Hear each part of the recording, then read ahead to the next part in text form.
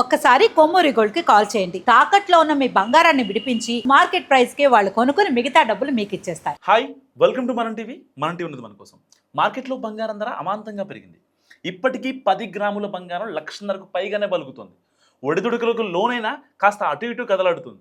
దీంతో దోపిడీ దొంగల చూపు ఇప్పుడు బంగారం షాపులో పడింది. తాజాగా 300 మిలియన్ల విలువైన బంగారం దోపిడీ చేశారు. ఈ ఘటన పాకిస్తాన్ చరిత్రలో అతి పెద్దది. ఇంతకీ ఆ దోపిడీ ఎలా జరిగిందంటే, మలీర్లో ఉన్న ఇక్బాల్ జ్యువెలరీ షాప్లో సుమారు 300 మిలియన్ అంటే దాదాపుగా 30 కోట్ల విలువైన బంగారం వజ్రాలు దోచుకెళ్లారు దొంగలు. వరుసగా సెలవులు రావడంతో దీన్ని తమకు అనుకూలంగా మలుచుకొని దోపిడీకి పాల్పడ్డారు.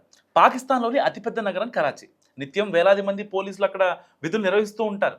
సో మాలిర్లోని పాక్ కాలనీలో వారాంతపు సెలవులను తమకు అనుకూలంగా ఉపయోగించుకున్నారు ఈ దొంగలు. సో ఆపై దోపిడీకి పాల్పడ్డారు.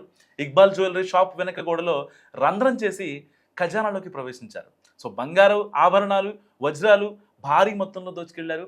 బంగారం షాప్కి కన్నం 30 కోట్ల వజ్రాలు చోరీ చేసి అక్కడ ఒక్కసారిగా ఆ షాప్ని వాళ్ళు ఇంటర్నేషనల్ వైడ్గా దాన్ని ఫేమస్ చేస్తారు. ఆదివారం కస్టమర్ల కారణంగా షాపు ఓపెన్ చేశాడు ఓనర్. సో కస్టమర్లు వస్తున్నారు కదా అని. సో షాప్ చోరీ అయిన విషయం తెలియగానే వెంటనే సమాచారం ఇచ్చాడు. రంగంలో దిగిన పోలీసులు జరిగిన ప్రాంతాన్ని పరిశీలించారు. షాపు వెనక గోడకు రంధ్రం చేసి దొంగలు లోపలికి ప్రవేశించారని కూడా పోలీసులు గుర్తించారు. సో నగలు భద్రపరిచే చోట రంధ్రం ఉంది. అండ్ దోపిడీ జరిగిన తీరు చూస్తుంటే తెలిసిన వారు దీనికి వెనక నుంచి ఉన్నట్లు కూడా అంచనా వేస్తున్నారు. అయితే ఆ బంగారు షాప్ ఓనర్కి తెలిసిన వాళ్ళు ఎవరైతే ఉంటారో ఆపోజిట్లో వాళ్ళు చేసినట్టుగా పోలీసులు ప్రాథమికంగా నిర్ధారించారు. నార్మల్గా ఫిబ్రవరి 12న అంటే గురువారం షాప్ మూసేశారు.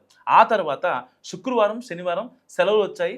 షాపు తాము తెరిచినప్పుడు ఉద్యోగులు బంగారం, వజ్రాలకున్న బాక్సులు ఖాళీగా కనిపించాయని కూడా పోలీసులు దృష్టి తెచ్చాడు ఓనర్ అయూబ్ ఖాన్. సో బంగారు ఆభరణాలు, బంగారపు కడ్డీలు, వజ్రాలు చోరీ అయినట్టు కూడా వివరించాడు.